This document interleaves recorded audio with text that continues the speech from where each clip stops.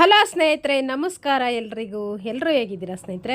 ಎಲ್ಲರೂ ಚೆನ್ನಾಗಿದ್ದೀರ ಅಂತ ಭಾವಿಸ್ತಾ ಇವತ್ತಿನ ವಿಡಿಯೋ ಪ್ರಾರಂಭ ಮಾಡ್ತಾ ಇದ್ದೀನಿ. ನಿಮಗೆ ಇವತ್ತಿನ ನನ್ನ ವಿಡಿಯೋ ಸ್ವಲ್ಪನಾದರೂ ಇಷ್ಟ ಆಗಿತ್ತಂದರೆ ತಪ್ಪದೆ ನಿಮ್ಮದಾದ ಒಂದು ಲೈಕ್ ಇರಲಿ. ಹಾಗೆ ಇನ್ನೂ ಯಾರೆಲ್ಲ ಸಬ್ಸ್ಕ್ರೈಬ್ ಮಾಡ್ಕೊಳ್ದೆ ನೋಡ್ತಾ ಇದ್ದೀರಾ, ಪ್ಲೀಸ್ ಸಬ್ಸ್ಕ್ರೈಬ್ ಮಾಡ್ಕೊಂಡು ನೋಡಿ, ಸಪೋರ್ಟ್ ಮಾಡಿ ಅಂತ ಕೇಳ್ಕೊಳ್ತೀನಿ. ಹಾಗೆ ಸಬ್ಸ್ಕ್ರೈಬ್ ಮಾಡ್ಕೊಂಡು ನೋಡ್ತಾ ಇರೋರೆಲ್ರಿಗೂ ಒಂದು ತುಂಬ ಹೃದಯದ ಧನ್ಯವಾದ ಹೇಳೋದಕ್ಕೆ ಇಷ್ಟಪಡ್ತೀನಿ ಸ್ನೇಹಿತರೆ. ಬನ್ನಿ ಇವತ್ತಿನ ವಿಡಿಯೋ ಪ್ರಾರಂಭ ಮಾಡೋಣ. ತುಂಬ ದಿನಗಳಾಗಿದ್ದ ಮೇಲೆ ಸ್ನೇಹಿತರೆ ನಮ್ಮ ಹೂವಿನ ಗಿಡ ತೋರಿಸ್ತಾ ಇದ್ದೀನಿ ಸ್ನೇಹಿತರೆ. ಇತ್ತೀಚೆಗೆ ಅಂತೂ ಈ ಗಿಡದಲ್ಲಿ ಏನು ಕೆಂಪುದು ದಾಸವಾಳದ ಹೂವು ಬಿಡ್ತಾ ಇತ್ತಲ್ಲ, ಅದು ಸ್ವಲ್ಪ ಕಡಿಮೆ ಆಗಿದೆ. ಈ ಹೂವಿನ ಗಿಡದಲ್ಲಿ ಬಂದುಬಿಟ್ಟು ಈಗ ತುಂಬ ಹೂವು ಬಿಡ್ತಾ ಇದೆ. ಅದರಲ್ಲೂ ನೋಡಿ ಎಷ್ಟು ದೊಡ್ಡ ದೊಡ್ಡ ಹೂಗಳು ಸ್ನೇಹಿತರೆ. ತುಂಬಾ ಚೆನ್ನಾಗಿ ಕಾಣಿಸ್ತಾ ಇರುತ್ತೆ, ತುಂಬಾ ಖುಷಿ ಅನ್ನಿಸ್ತಾ ಇರುತ್ತೆ. ಎಷ್ಟು ಚೆನ್ನಾಗಿ ಹೂವು ಬಿಟ್ಟಿತ್ತು. ಹಾಗಾಗಿ ಹಾಗೇ ಒಂದು ಕ್ಲಿಪ್ಪಿಂಗ್ಸ್ ತಗೊಂಡು ಬಂದೆ ಸ್ನೇಹಿತರೆ. ಇಷ್ಟು ಹೂಗಳಾಗಿತ್ತು ನೋಡಿ ಸ್ನೇಹಿತರೆ. ಅವತ್ತಿನ ದಿನ ತುಂಬಾ ಚೆನ್ನಾಗಿ ಹೂಗಳು ಪ್ರತಿದಿನವೂ ಬಿಡ್ತಾಯಿದೆ ಸ್ನೇಹಿತರೆ. ತುಂಬಾ ಚೆನ್ನಾಗಿ ಬಿಡ್ತಾಯಿದೆ. ದೊಡ್ಡ ದಾಸವಾಳದ ಹೂಗಳೆಲ್ಲ ತುಂಬ ಖುಷಿ ಆಗ್ತಾಯಿರುತ್ತೆ. ನಾನು ಮೊದಲಿಗೆ ತೊಗೊಂಡು ಬಂದು ಹಾಕಿದಂಥ ದಾಸವಾಳದ ಹೂವಿನ ಗಿಡ, ಇಲ್ಲಿ ಗುಲ್ಬರ್ಗಿಗೆ ತೊಗೊಂಡು ಬಂದು ಹಾಕಿದಂಥ ಗಿಡ ಸ್ನೇಹಿತರೆ. ತುಂಬಾ ಖುಷಿ ಅನಿಸುತ್ತೆ. ಹಾಗೆಯೇ ಅದರೊಳಗಡೆ ಟೊಮೊಟೊ ಗಿಡನೂ ಹಾಕಿದ್ದೆ, ಒಂದೆರಡು ಬೀಜ ತೊಗೊಂಡೋಗಿ ಹಾಕಿದ್ನಲ್ವ, ಅದೆಲ್ಲ ಎಷ್ಟು ದೊಡ್ಡ ಎತ್ತರಕ್ಕೆ ಹೋಗಿದೆ ನೋಡಿ, ಬೆಳೆದ್ಬಿಟ್ಟು ಎಲ್ಲ ಹೂವಾಗಿದೆ ಸ್ನೇಹಿತರೆ, ತುಂಬಾ ಚೆನ್ನಾಗಿ. ಹಾಗಾಗಿ ಅದು ಒಂದು ಕ್ಲಿಪ್ಪಿಂಗ್ಸ್ ತೆಕ್ಕೊಂಡೆ.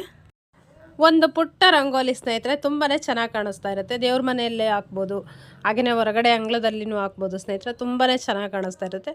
ಹಾಗಾಗಿ ಆ ರಂಗೋಲಿಯನ್ನು ಶೇರ್ ಮಾಡ್ಕೊಂಡಿದ್ದೀನಿ ಸ್ನೇಹಿತರೆ. ನಾನು ಹೊರಗಡೆ ಹಾಕೋ ರಂಗೋಲಿ ಹಾಕೋ ಟೈಮಿಗೆ ವಿಡಿಯೋ ಮಾಡ್ಕೊಳ್ಳೋದಕ್ಕೆ ಆಗೋದಿಲ್ಲ. ಅದಕ್ಕೋಸ್ಕರ ನಾನು ಏನು ರಂಗೋಲಿ ಹಾಕಿರ್ತೀನೋ ಅದನ್ನೇ ನಿಮ್ಮ ಜೊತೆ ಶೇರ್ ಮಾಡ್ಕೊಳ್ತಿರ್ತೀನಿ ಸ್ನೇಹಿತರೆ. ನನಗೆ ಯಾವುದು ಇಷ್ಟ ಬರುತ್ತಲ್ವ, ನನ್ನ ಮನಸ್ಸಿಗೆ ಯಾವ್ದು ಹಾಕ್ಬೇಕು ಅನ್ನಿಸ್ತಾ ಇರುತ್ತೆ ನೋಡಿ, ಆ ರಂಗೋಲಿಯನ್ನು ನಿಮ್ಮ ಜೊತೆ ಶೇರ್ ಮಾಡ್ಕೊಳ್ತೀನಿ ಸ್ನೇಹಿತರೆ. ಇದು ತುಂಬಾ ಚೆನ್ನಾಗಿ ಅನ್ನಿಸ್ತಾ ಇರುತ್ತಲ್ವ, ಅದಕ್ಕೋಸ್ಕರ ನಿಮಗೂ ಇಷ್ಟ ಆಗಿತ್ತಂದರೆ, ಖಂಡಿತವಾಗ್ಲೂ ಇಷ್ಟ ಆಗಿತ್ತಂದರೆ ನಿಮ್ಮ ಮುದ್ದಾದ ಒಂದು ಲೈಕ್ ಇರಲಿ. ಹಾಗೆ ನಿಮ್ಮ ಅಭಿಪ್ರಾಯನ ತಿಳಿಸಿ ಸ್ನೇಹಿತರೆ. ಇದರಲ್ಲೇ ಬೇರೆ ಬೇರೆ ಡಿಸೈನ್ಗಳು ತುಂಬ ದೊಡ್ಡದಾಗೆಲ್ಲ ಮಾಡ್ಬೋದು. ಪುಟಾಣಿದು ಮೆಂತ್ಯ ಸೊಪ್ಪು ಸ್ನೇಹಿತರೆ, ಚೆನ್ನಾಗಿದೆ ನೋಡಿ, ಚೆನ್ನಾಗಿದೆ. ಆದರೆ 15 ರೂಪಾಯಿ ಒಂದು ಕಟ್ಟು ಸ್ನೇಹಿತರೆ, ಏನು ಮಾಡೋದಕ್ಕಾಗಲ್ಲ. ಎಷ್ಟು ರೇಟ್ ಆಗಿದೆ ಅಂದರೆ ತುಂಬಾ ರೇಟ್. ಇವಾಗ ಯಾವ ಸೊಪ್ಪನ್ನು ಮಾತಾಡ್ಸೋಕ್ಕೆ ಆಗಲ್ಲ ಸ್ನೇಹಿತರೆ, ಅಷ್ಟು ಆಗಿದೆ ನೋಡಿ. ಸ್ವಲ್ಪ ಆಲೂಗಡ್ಡೆ ಹಾಗೆಯೇ ಬೀಟ್ರೂಟು ಎಲ್ಲ ತೊಗೊಂಡು ಬಂದಿದ್ದಾರೆ ಸ್ನೇಹಿತರೆ.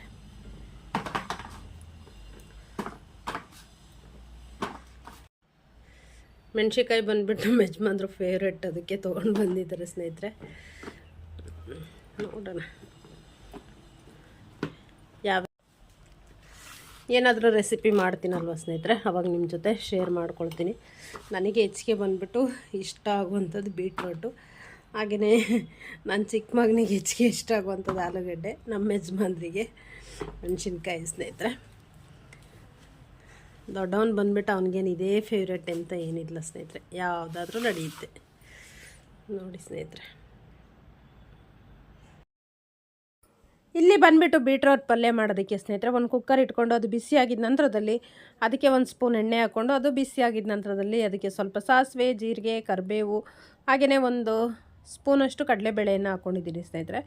ಬೀಟ್ರೋಟ್ ಪಲ್ಯಕ್ಕೆ ಕಡಲೆಬೇಳೆ ಹಾಕ್ಕೊಳ್ಳೋದ್ರಿಂದ ತುಂಬಾ ಚೆನ್ನಾಗಿ ರುಚಿ ಕೊಡ್ತಾ ಇರುತ್ತೆ ಸ್ನೇಹಿತರೆ, ಅದಕ್ಕೋಸ್ಕರ. ಹಾಗೆಯೇ ಅದೆಲ್ಲ ಚೆನ್ನಾಗಿ ಫ್ರೈ ಆಗಿದ್ದ ನಂತರದಲ್ಲಿ ಈರುಳ್ಳಿಯನ್ನು ಸೇರಿಸ್ಕೊಂಡಿದ್ದೀನಿ. ಈರುಳ್ಳಿ ಎಲ್ಲ ಚೆನ್ನಾಗಿ ಫ್ರೈ ಮಾಡ್ಕೊಳ್ಬೇಕು ಸ್ನೇಹಿತರೆ. ಆನಂತರದಲ್ಲಿ ಒಂದು ಟೊಮೊಟೊವನ್ನು ಸೇರಿಸ್ಕೊಂಡಿದ್ದೀನಿ, ಅದನ್ನು ಅಷ್ಟೇ ಚೆನ್ನಾಗಿ ಫ್ರೈ ಮಾಡ್ಕೊಳ್ಬೇಕು. ಇದೆಲ್ಲದನ್ನು ಚೆನ್ನಾಗಿ ಬಾಡಿಸ್ಕೊಂಡು ಒಗ್ಗರಣೆಯಲ್ಲಿ ನಂತರದಲ್ಲಿ ನಾವು ತುರಿದಿಟ್ಕೊಂಡಿರುವಂಥ ಬೀಟ್ರೋಟನ್ನು ಸೇರಿಸ್ಕೊಳ್ಬೇಕು ಸ್ನೇಹಿತರೆ. ಬೀಟ್ರೋಟನ್ನು ಸೇರಿಸ್ಕೊಂಡಿದ್ದ ನಂತರದಲ್ಲಿ ಒಗ್ಗರಣೆಯಲ್ಲಿ ಅದನ್ನು ಅಷ್ಟೇ ಚೆನ್ನಾಗಿ ಫ್ರೈ ಮಾಡ್ಕೊಳ್ಬೇಕು ಸ್ನೇಹಿತರೆ. ನಾವೇನಾದರೂ ಡ್ರೈ ಪಲ್ಯ ಮಾಡ್ತೀವಿ ಅಂದರೆ ಈಗೇ ಫ್ರೈ ಮಾಡಿಕೊಂಡ್ರೆ ಚೆನ್ನಾಗಿರುತ್ತೆ. ಇಲ್ಲಿ ಬಂದುಬಿಟ್ಟು ನಾನು ಸ್ವಲ್ಪ ಚಿಟಿಕೆ ಅರಿಶಿನ, ಹಾಗೆಯೇ ಸ್ವಲ್ಪ ಖಾರದ ಪುಡಿ, ಹಾಗೆಯೇ ಸ್ವಲ್ಪ ಧನಿಯಾ ಪುಡಿ ಸೇರಿಸ್ಕೊಂಡಿದ್ದೀನಿ. ನಿಮಗೆ ಧನಿಯಾ ಪುಡಿ, ಖಾರದ ಪುಡಿ ಬೇಡ ಅಂದರೆ ನೀವು ಸ್ಕಿಪ್ ಮಾಡ್ಕೋಬೋದು. ಅದರ ಬದಲಿಗೆ ನೀವು ಹಸಿಮೆಣಸಿಕಾಯಿ ಹೆಚ್ಚು ಹಾಕ್ಕೊಂಬಿಟ್ರೆ ನಡೆಯುತ್ತೆ ಸ್ನೇಹಿತರೆ. ನಾನಿಲ್ಲಿ ಫ್ರೆಶ್ ಆಗಿರುವಂಥ ತೆಂಗಿನಕಾಯಿ ತುರಿಯನ್ನು ಸೇರಿಸ್ಕೊಂಡಿದ್ದೀನಿ.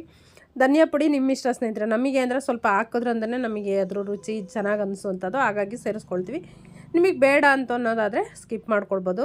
ನಂತರದಲ್ಲಿ ಹಸಿಮೆಣಸಿಕಾಯಿ ಏನಕ್ಕೆ ಹಾಕಿಲ್ಲ ಅಂತಂದರೆ ನನ್ನ ಮಕ್ಕಳಿಗೆಲ್ಲ ಸ್ವಲ್ಪ ಖಾರ ಅನಿಸುತ್ತೆ ಅನ್ನೋದಕ್ಕೋಸ್ಕರ ನಾನು ಖಾರದ ಪುಡಿ ಸೇರಿಸಿದ್ದೀನಿ ಸ್ನೇಹಿತರೆ. ಹಸಿಮೆಣಸಿಕಾಯಿ ಹಾಕ್ಕೊಂಡು ಮಾಡೋದು ಅಂದರೆ ಇನ್ನೂ ತುಂಬಾ ಚೆನ್ನಾಗಿರುತ್ತೆ ಸ್ನೇಹಿತರೆ. ನೀವು ಇಷ್ಟಪಡೋದಾದರೆ ಖಂಡಿತವಾಗ್ಲೂ ಸೇರಿಸ್ಕೊಳ್ಬೋದು ಸ್ನೇಹಿತರೆ. ಇಲ್ಲಿ ಬಂದುಬಿಟ್ಟು ಸ್ವಲ್ಪ ನೀರನ್ನು ಸೇರಿಸ್ಕೊಳ್ತಾ ಇದ್ದೀನಿ ಸ್ನೇಹಿತರೆ. ಸ್ವಲ್ಪ ನೀರನ್ನು ಸೇರಿಸಿ ಚೆನ್ನಾಗಿ ಬೇಯಿಸ್ಕೊಂಡ್ರೆ ರೆಡಿಯಾಗುತ್ತೆ ಸ್ನೇಹಿತರೆ. ಇಲ್ಲಿ ನೀರು ಏನಕ್ಕೆ ಸೇರಿಸಿದ್ದೀನಿ ಅಂದರೆ ಸ್ನೇಹಿತರೆ, ನನ್ನ ಮಕ್ಳು ಏನು ಮಾಡ್ತಾರೆ ಗೊತ್ತಾ, ಸ್ವಲ್ಪ ಹಾಗೇ ಡ್ರೈ ಪಲ್ಯ ಥರ ಮಾಡ್ಕೊಂಡ್ವಿ ಅಂದರೆ, ಅಮ್ಮ ಇದು ಬೆಂದೇ ಇಲ್ಲಮ್ಮ ಹಾಗೇ ಇದೆ ಅಂತೇಳಿ ಇದನ್ನು ಮಾಡ್ತಾಯಿರ್ತಾರೆ ಸ್ನೇಹಿತರೆ. ಅದಕ್ಕೋಸ್ಕರ ಸ್ವಲ್ಪ ನೀರನ್ನು ಹಾಕಿ ಬೇಯಿಸಿದ್ದೀನಿ ಸ್ನೇಹಿತರೆ. ಇದು ನೋಡಿ ನೀರು ಹಾಕಿ ಕುದಿಸಿರುವಂಥದ್ದು ಸ್ವಲ್ಪ ಜ್ಯೂಸಿ ಥರ ಬಂದಿದೆ ಸ್ನೇಹಿತರೆ. ಹಾಗೆಯೇ ಇವಾಗ ಸೇರಿಸ್ಕೊಳ್ತಾ ಇರುವಂಥ ಪಲ್ಯ ಬಂದುಬಿಟ್ಟು ಹಾಗೆಯೇ ಚೆನ್ನಾಗಿ ಫ್ರೈ ಮಾಡ್ಕೊಂಡಿದ್ನಲ್ವ ಡ್ರೈ ಪಲ್ಯ, ಅದು ನೋಡಿ ನೀರು ಸೇರಿಸಿಲ್ಲಲ್ಲ, ಈ ರೀತಿಯಾಗಿ ಎಷ್ಟು ಚೆನ್ನಾಗಿದೆ ನೋಡಿ ಸ್ನೇಹಿತರೆ. ಆದರೆ ಅದು ಸ್ವಲ್ಪ ಮೆದುವಾಗಿರುತ್ತೆ, ಇದು ಬಂದುಬಿಟ್ಟು ಸ್ವಲ್ಪ ಗಟ್ಟಿಯಾಗಿರುತ್ತೆ. ಬಿಸಿ ತಿಂತಾಯಿದ್ರೆ ಏನು ಅನ್ಸೋದಿಲ್ಲ, ತಣ್ಣಗಾಗಿದ್ಮೇಲೆ ನಾವು ತಿನ್ನಬೇಕು ಅನಿಸಿದ್ರೆ ಸ್ವಲ್ಪ ಗಟ್ಟಿಯಾಗಿ ಅನ್ನಿಸ್ತಾ ಇರುತ್ತೆ. ಅದಕ್ಕೋಸ್ಕರ ಮಕ್ಕಳು ಇಷ್ಟಪಡುವಂಥದ್ದು ನೀರು ಹಾಕಿದ್ದೇನೆ, ಅದಕ್ಕೋಸ್ಕರ ಸ್ವಲ್ಪ ನೀರನ್ನು ಸೇರಿಸಿ ಮಾಡ್ತೀನಿ ಸ್ನೇಹಿತರೆ. ಆ ನಂತರದಲ್ಲಿ ಶುಕ್ರವಾರದ ಪೂಜೆ ಸ್ನೇಹಿತರೆ. ನಾನು ಹೆಚ್ಚಿಗೆ ಏನು ವಿಡಿಯೋ ಮಾಡ್ಕೊಳ್ಳೋದಕ್ಕೆ ಹೋಗಲಿಲ್ಲ ಸ್ನೇಹಿತರೆ, ಯಾಕಂದರೆ ನಾವೆಲ್ಲ ಡೀಟೇಲಾಗಿ ತೋರಿಸ್ತಿದ್ವಿ ಅಂದರೆ ನಿಮಗೂ ನೋಡೋದಕ್ಕೆ ಇಂಟ್ರೆಸ್ಟ್ ಇರುತ್ತೆ. ಅಲ್ಲೇ ಒಂದೇ ಥರ ನಿಂತ್ಕೊಂಡಿದ್ದು ಅದನ್ನೇ ವಿಡಿಯೋ ತೋರಿಸ್ತಾ ಇದ್ವಿ ಅಂದರೆ ನಿಮಗೂ ಸ್ವಲ್ಪ ಬೇಜಾರು ಅನ್ನಿಸ್ಬೋದು. ಅದಕ್ಕೋಸ್ಕರ ಒಂದೇ ಒಂದು ಕ್ಲಿಪ್ಪಿಂಗ್ಸು ಚಿಕ್ಕದಾಗಿ ತಗೊಂಡಿರುವಂಥದ್ದು ಸ್ನೇಹಿತರೆ. ನಮ್ಮ ಮನೆಯ ಶುಕ್ರವಾರದ ಪೂಜೆ ಈ ರೀತಿಯಾಗಿತ್ತು ಸ್ನೇಹಿತರೆ. ತುಂಬಾ ಖುಷಿ ಕೊಡ್ತು ಅಂತಲೇ ಹೇಳ್ಬೋದು, ಯಾಕಂದರೆ ತುಂಬಾ ದಾಸವಾಳದ ಹೂಗಳು ಎಲ್ಲ ಎಷ್ಟು ಚೆನ್ನಾಗಿ ಕಾಣಿಸ್ತಾ ಇತ್ತು ಅಂದರೆ ನಿಜವಾಗ್ಲೂ ಸ್ನೇಹಿತರೆ, ಅಷ್ಟು ಖುಷಿ ಅಂದರೆ ಖುಷಿ ಆಗ್ತಾಯಿತ್ತು. ನಂತರದಲ್ಲಿ ಇಲ್ಲಿ ಬಂದುಬಿಟ್ಟು ನಮ್ಮ ಯಜಮಾನ್ರು ಮಿರ್ಚಿ ಸ್ನೇಹಿತರೆ, ಪಕೋಡ, ಮಿರ್ಚಿ, ಬೋಂಡ ಏನಾದರೂ ಅನ್ಬೋದು ಸ್ನೇಹಿತರೆ, ಮಾಡ್ತಾಯಿದ್ದಾರೆ. ಮೆಣ್ಸಿನ್ಕಾಯಿ ತೊಗೊಂಡು ಬಂದಿದ್ದಿತ್ತಲ್ಲ, ನಮ್ಮ ಯಜಮಾನ್ರು ಬಂದುಬಿಟ್ಟು ಚೆನ್ನಾಗಿ ಅಡುಗೆ ಮಾಡ್ತಾರೆ ಅಂತಲೇ ಹೇಳ್ಬೋದು ಸ್ನೇಹಿತರೆ. ತುಂಬ ಚೆನ್ನಾಗಿ ಮಾಡ್ತಾರೆ.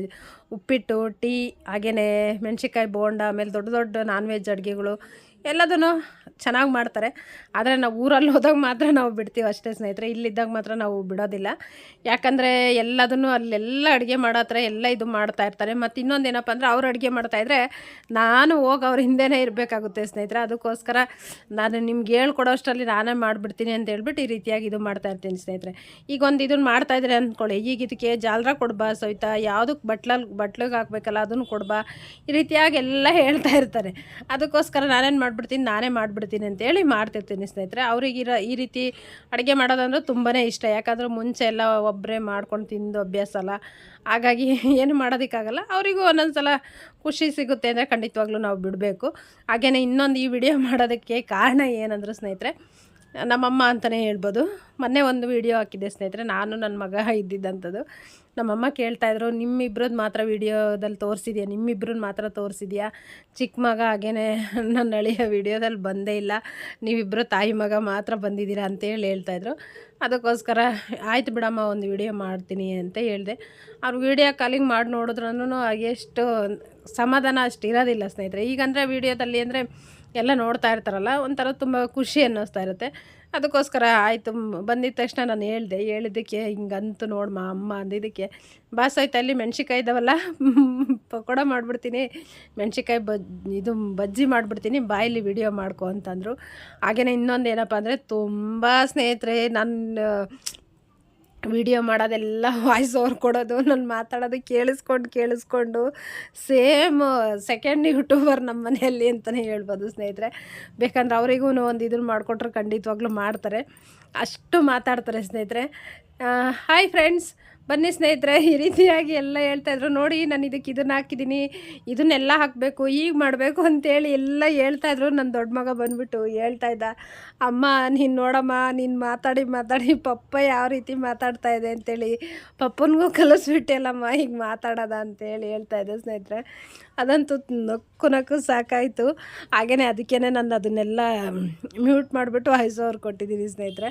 ಹಾಗೆಯೇ ಇಷ್ಟು ಬಿಸಿಯಾಗಿ ಇತ್ತು ನೋಡಿ ಸ್ನೇಹಿತರೆ, ತುಂಬಾ ಚೆನ್ನಾಗಿತ್ತು. ಅದ್ರ ಜೊತೆಗೆ ನಮ್ಮ ಫೇವ್ರೇಟ್ ಈರುಳ್ಳಿದು ಇರಲೇಬೇಕು ಸ್ನೇಹಿತರೆ. ಸ್ವಲ್ಪ ಮೆಣ್ಸಿನ್ಕಾಯ್ದು ಮಾಡಿರಿ, ಮತ್ತೊಂದು ಸ್ವಲ್ಪ ಈರುಳ್ಳಿ ಎಲ್ಲ ಹಾಕಿ, ಕೊತ್ತಂಬರಿ ಸೊಪ್ಪು ಫ್ರೆಶ್ ಆಗಿರೋದು ತಂದಿದ್ರು. ಈರುಳ್ಳಿ ಪಕೋಡಕ್ಕೆ ಬಂದುಬಿಟ್ಟು ಸ್ನೇಹಿತರೆ, ಈರುಳ್ಳಿ ಸ್ವಲ್ಪ ಹೆಚ್ಚಿಗೆ ಇರಬೇಕು, ಹಾಗೆಯೇ ಸ್ವಲ್ಪ ಕೊತ್ತಂಬರಿ ಸೊಪ್ಪು ಹೆಚ್ಚಿಗೆ ಇರಬೇಕು, ಸ್ವಲ್ಪ ಜೀರಿಗೆ, ಈ ರೀತಿಯಾಗಿ ಖಾರವಾಗಿ ಹಸಿಮೆಣ್ಸಿಕಾಯಿ ಎಲ್ಲ ಸ್ವಲ್ಪ ಚೆನ್ನಾಗಿ ಹಾಕ್ಬಿಟ್ಟು ಮಾಡಬೇಕು ಸ್ನೇಹಿತರೆ. ತುಂಬಾ ಚೆನ್ನಾಗಿ ರುಚಿ ಕೊಡ್ತಾ ಇರುತ್ತೆ. ರಾತ್ರಿ ಊಟಕ್ಕೆ ಸ್ನೇಹಿತರೆ ಬಿಸಿಯಾಗಿರುವಂಥ ರಾಗಿ ಮುದ್ದೆ, ಹಾಗೆಯೇ ಮೊಳಕೆ ಹುರುಳಿಕಾಳು ಬಸ್ಸಾರು ಸ್ನೇಹಿತರೆ. ಇದ್ರ ಜೊತೆಗೆ ಒಂದೆರಡು ಖಾರ ಕಡಿಮೆ ಅನ್ನಿಸ್ತು ಅಂದರೆ ಒಂದೆರಡು ಮೆಣಸಿನ್ಕಾಯಿ, ಹಾಗೆಯೇ ಪಕ್ಕದಲ್ಲಿ ಒಂದು ಈರುಳ್ಳಿಯನ್ನು ಇಟ್ಕೊಳ್ಬೇಕು ಸ್ನೇಹಿತರೆ ನೆಂಚಿಗೆಗೆ. ಇದಕ್ಕೆ ಬೇಕಂದರೆ ನಾವು ಹಪ್ಪಳ ಇಟ್ಕೊಂಡ್ವಿ ಅಂದರೆ ಇನ್ನೂ ತುಂಬಾ ಚೆನ್ನಾಗಿರುತ್ತೆ. ಹಾಗೆಯೇ ಒಂದು ಎಳ್ಳಿಕಾಯಿ ಉಪ್ಪಿನಕಾಯಿ ಹಾಕ್ಕೊಂಡ್ರೆ ಇನ್ನೂ ಅದ್ಭುತವಾಗಿರುತ್ತೆ ಸ್ನೇಹಿತರೆ. ಸಿಂಪಲ್ ಆಗಿತ್ತು ಸ್ನೇಹಿತರೆ. ಇವತ್ತಿನ ವಿಡಿಯೋ ಇಷ್ಟ ಆಗಿತ್ತು ಅಂದರೆ ಖಂಡಿತವಾಗ್ಲೂ ನಿಮ್ಮದಾದ ಒಂದು ಲೈಕ್ ಇರಲಿ. ನಮಸ್ಕಾರ ಸ್ನೇಹಿತರೆ, ಮುಂದಿನ ವಿಡಿಯೋದಲ್ಲಿ ಸಿಗ್ತೀನಿ.